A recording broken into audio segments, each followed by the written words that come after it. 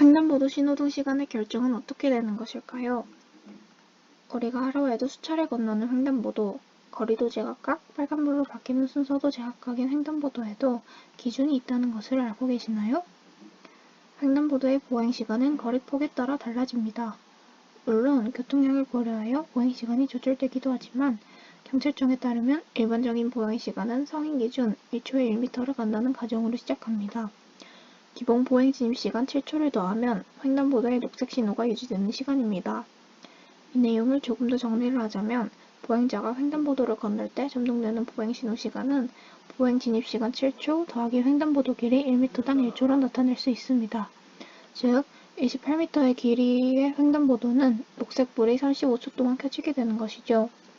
단, 보행이 불편한 노인이나 어린아이들과 같은 교통약자는 1초에 1m가 아닌 1초에 0.8m를 이동하는 것으로 계산합니다. 28m의 횡단보도라도 교통약자의 이용이 높은 지역의 경우 35초가 아닌 43초 동안 녹색불이 들어오는데요.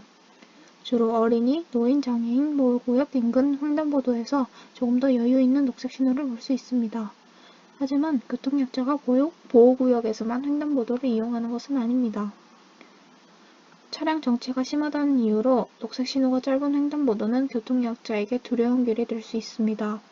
행정안전부가 실시한 노인 보행자 교통사고 다발지역 특별점검에 따르면 노인 보행자 교통사고 중 75.3%가 도로를 건너는 중에 일어났다고 하는데요.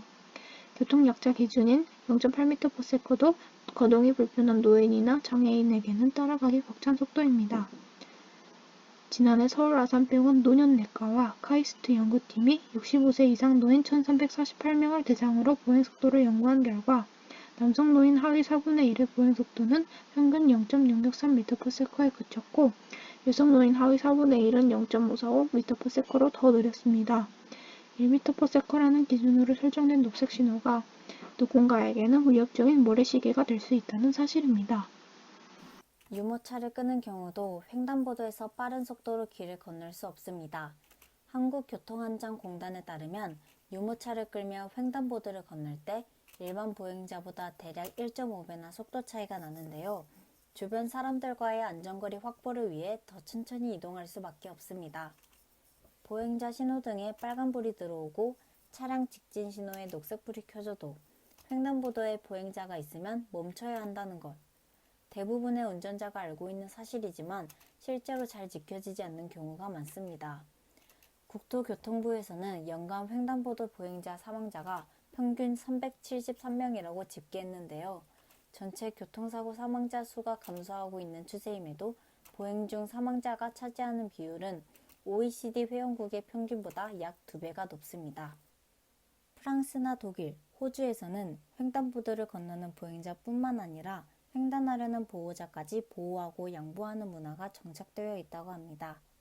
우리나라도 도로교통법 제27조 제1항에서 모든 차의 운전자는 보행자가 횡단보도를 통행하고 있을 때 일시 정지해야 한다는 법을 명시하고 있는 만큼 보행자를 보호하려는 운전 문화도 확실히 정착되어야 하겠습니다. 우리가 무심코 지나치는 횡단보도 녹색 신호에 숨어있는 규칙을 알아보았는데요. 원활한 교통과 보행자의 안전을 위해 설치되고 운영되는 횡단보도 앞에선 모두가 안전을 먼저 생각하자고요.